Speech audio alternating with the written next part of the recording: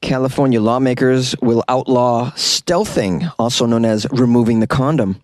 The Pope sends 15,000 ice creams to prisoners, and a young rapper's $24 million diamond was ripped out of his head at a show.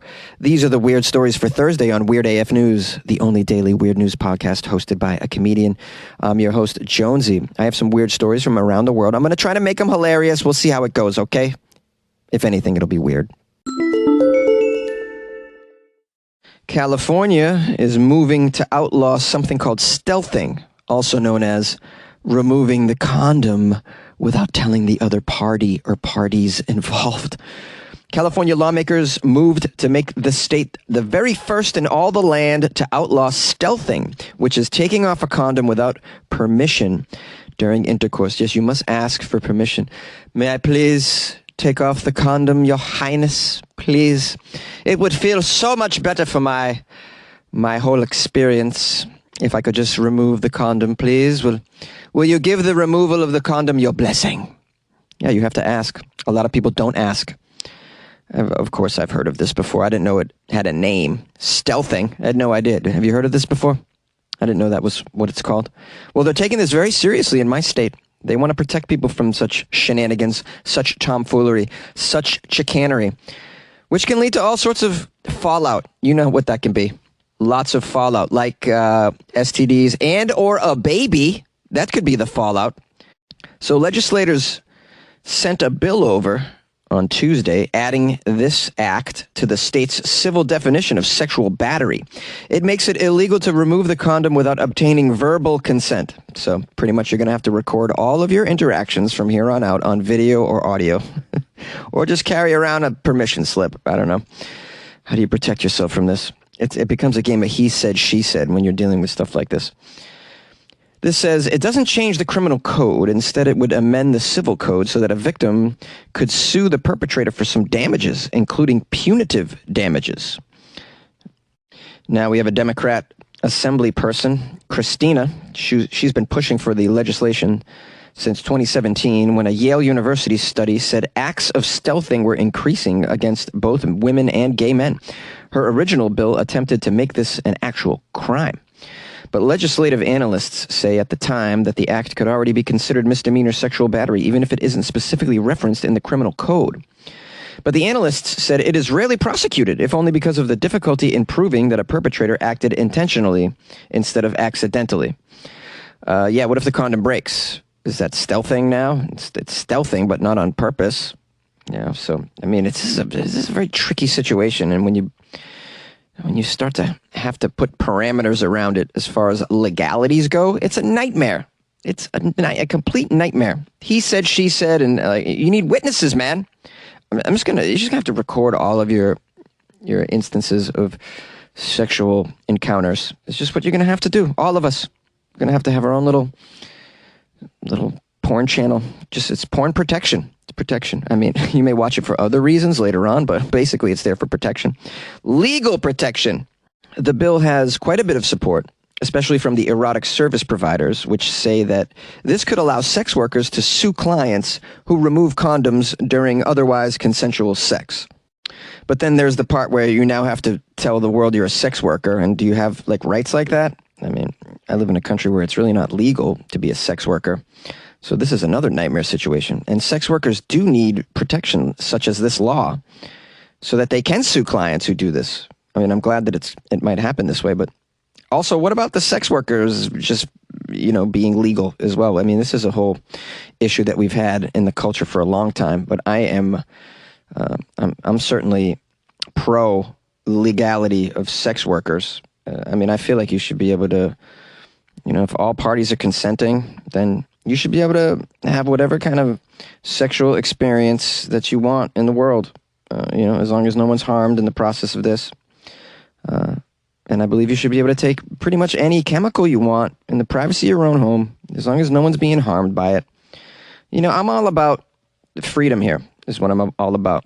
You should be able to do whatever the hell you want with your body and your mind, and no one should be able to tell you otherwise. So you guys probably don't agree with that, some of you, but at least you could call me and tell me what you think about the whole stealthing law. That's pretty crazy. I'm glad we're kind of moving in this direction, though. because people need protection, figuratively and literally. So call the show, 646-450-2012. The Pope sends 15,000 ice creams to Rome prisoners. Oh, I wonder why. Were they behaved this year? Or is it just too hot? And the Pope gives a damn. This Pope, man, what a nice guy. It says prisoners cool down during the summer with gelato from the Pope.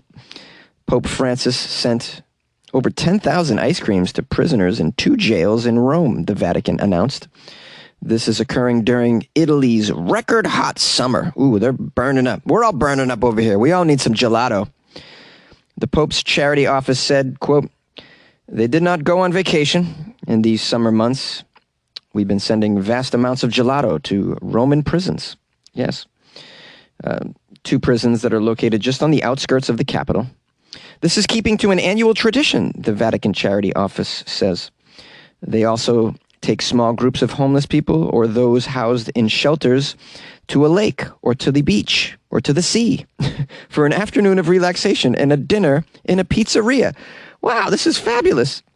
They take homeless people and people living in shelters to the beach and then out for a pie.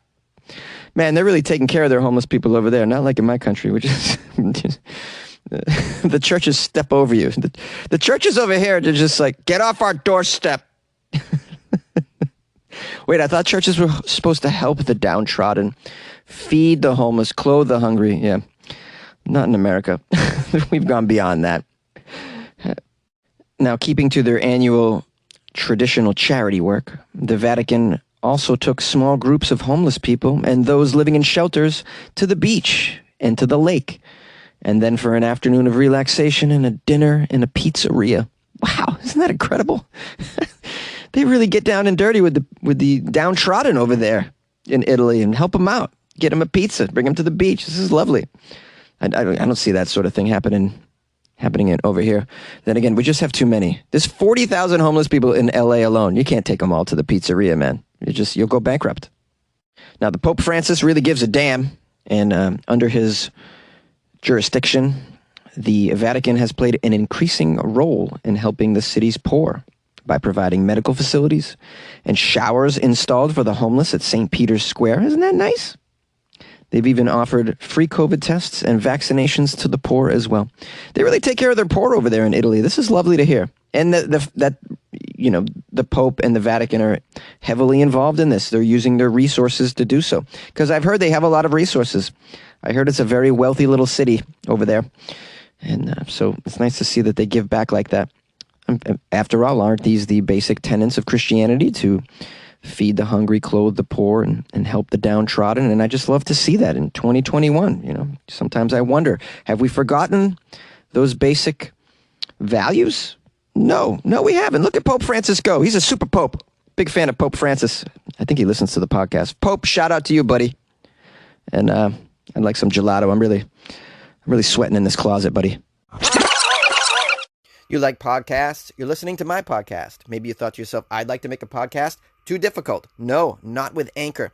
Anchor has free creation tools that allow you to record and edit your podcast from your phone or your computer. Anchor distributes your podcast to Apple, Spotify, Stitcher, and more. They have advertising integration, so you can even make a little money off your podcast. Everything you need to make a podcast in one place. Download the free Anchor app or go to anchor.fm to get started. And good luck with your podcast. Good luck with your creation. Good luck with your life, man. A rapper had a $24 million diamond ripped out of his head in public. The mystery of Lil Uzi Vert's $24 million forehead diamond has been solved. The 26-year-old rapper revealed that his pricey diamond bling was ripped out of his forehead when he dove into a crowd at a Rolling Loud concert in July. Here's a quote from this guy, Lil Uzi. I don't know who this is. I'm not cool, apparently. And I should probably try to be cool by listening to the music of an idiot that puts a $24 million diamond in his forehead. I mean, this guy's just a buffoon, clearly. Here's a quote from him. I had a show at Rolling Loud. I jumped into the crowd, and while I was in the crowd surfing, they kind of ripped out my diamond. Yeah, what are you doing with a $24 million diamond in your head, you jackass? I'm feeling good, though. I'm feeling good. I still have the diamond, so I feel good, I feel good. Yeah, you shouldn't feel good about the quality of the brain inside your skull, sir. You're an idiot. You need to do something about that. You got to upgrade your head. I don't know if 24 million is enough for you to upgrade your smarts, buddy. Maybe go back to school. I don't know. What's sad is he's probably a role model to so many kids that now are putting little cubic zirconiums into their foreheads because they can't afford a diamond. They're hoping to move up to the diamond someday. They're putting little tiny little blings, just gluing them to their head, just tattooing them onto their skulls. It says here, fans have been speculating that he had the gem removed because he was spotted without the diamond in his head, which is one of his noteworthy traits, apparently. But God, what kind of world is this? I'm just like, a $24 million diamond. The fact that he can afford a $24 million diamond, just shove it in his brain, into his face, that means he probably has like $124 million of personal wealth. It's just like, I don't even have $124. Like, what is going on here? What the hell, man? Is life this not fair? That some idiot puts a $24 million... he deserved to lose that thing, man. I wish he just never recovered it. That's what he deserves. To never find the damn thing ever again. Learn your lesson, buddy. You're going to put expensive jewelry on your face and then go mingle, crowd surfing in a public, or go get a massage and then you lose it. Yeah, that's what you get. Oh, God, I'm so bitter that some dummy... and if I was to listen to his song, I'd be even more angry because I'm sure it's just terrible. It's just low-hanging fruit, lowest common denominator, brainless drivel. I'm sure that it is. I can just imagine. And yet, he's getting a gazillion times more downloads than Weird AF News. Of course, because that's how life is. Says Lil Uzi, whose real name is... He's named after a weapon. And we're rewarding this person in the culture. He's named after a submachine gun, and he gets rewarded for this. So backwards. His real name is Samir Bezelwoods. He first started tweeting about the diamond in January, revealing he'd spent years saving up so that he could buy it from his favorite jewelry designer, Elliot Eliante. So, wow, and then he tweeted about... Imagine that, sticking a $24 million diamond in your face and then tweeting about it, telling the whole world, hey guys, if you're looking for a free 24 mil, just run by me when I'm at a concert and just, you know what to do. You tell the world. That's how dumb he is. He says, this one stone costs so much, I've been paying for it since 2017. Oh, it was the first time I saw a real natural pink diamond. He poured all his resources into this diamond and then he plucked it into his forehead. It's almost 11 carats, this freaking thing. Wow. He told a fan that people will make fun of him for losing a ring more than they will for him implanting it in his head. He said he has no insurance on the diamond. No insurance! I mean, the levels of dumb you are, sir. Wow, I wish you lost that shit. I so wish you did. Man, people like this just deserve to get put through the ringer. Man, I'm eating bananas over here. Hello, listeners and fans of the show. Thanks for going the distance today with this episode. We're going to do the outro, and I'm going to give thanks. I got an email from Tiffany who wrote, hey, Jonesy, here's an article submission. Also, not sure if anyone else noticed, but I listened to you on my Google Home, and your podcast sounds crackly for about a month or so. I wonder if you changed the way that you process your audio or got a different microphone or something. Or maybe it's just my Google Home is going bad. Just wondering. I still listen because I love it anyways. Haha, thanks for your great funny break from the dismal world currently. Bye. I love that you used the word dismal. The dismal world. Yeah, it's been feeling like the world is dismal lately, isn't it? Hasn't it? I mean, oh man, a lot of fires, a lot of global warming, a lot of gunfire, a lot of death. It feels like a crazy place right now, man. I'm so glad football season's here. This is going to be a lovely distraction for me. I'm telling you right now. We all need a distraction from this. I hope that my podcast provides that for some of you. I do. I'm very pleased to hear from you, Tiffany, and I'm glad that my podcast offers a nice break for you from the mainstream news. It means a lot that you message me. I appreciate that. I'm so sorry about the quality. I haven't changed anything. I'm still recording with the same microphone I have been for, going on 5 months now or something, and everything else is the same. I actually put out the question of who's having a hard time with the Google Home, and I got far more responses that say it's fine. So there's just a few of you that are just having an issue with it. Someone tried to help me out by saying that you need to go into the actual settings and choose some sort of app to play the podcast on through the speakers. So if you leave it to default, I think it just chooses some random player itself. But you can go in and choose like Google Podcasts or Spotify to be the actual player of the episode through your device, I believe. So maybe check that out and see if that works out. This is only happening on the Google Home as well, so it's just something good to know. So if you're a huge fan and you want to hear it without the crackling, just pull out your phone and just download the Google Podcast app and just play it on there. Or I'm on Spotify. Play it through there. I'm sure you all have a Spotify. Just put in Weird AF News there and listen to it there. It's just a solution for the meantime. Anyways, it'll play without crackling and all that. So I apologize, Tiffany, and thank you for reaching out to me. I appreciate that very much. You guys can, write me for anything. You got a question about the show, a suggestion, or you just want to give me a high five virtually, or you want to, you want to critique it, or you want to tell me I'm terrible, or whatever the case may be. I'm very open to hearing feedback from everybody. So my email's funnyjones@gmail.com, or you can send a message as Tiffany did through my website, weirdafnews.com. There's a little thing there that says submit an article, and you can click in there and send me an article and write a little message as well. It's loads of fun. Try it out. Go to weirdafnews.com. Also, shout out to TJ Thornton, who sent me an article as well. TJ from the UK, I believe. So thanks for sending articles, guys. I appreciate that.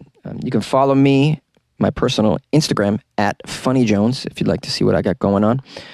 Doing some shows in SoCal, for the most part. So if you happen to be out here, let me know. Going to be in Hampton. Manhattan Beach tonight. I'm going to be in, where am I? Saturday.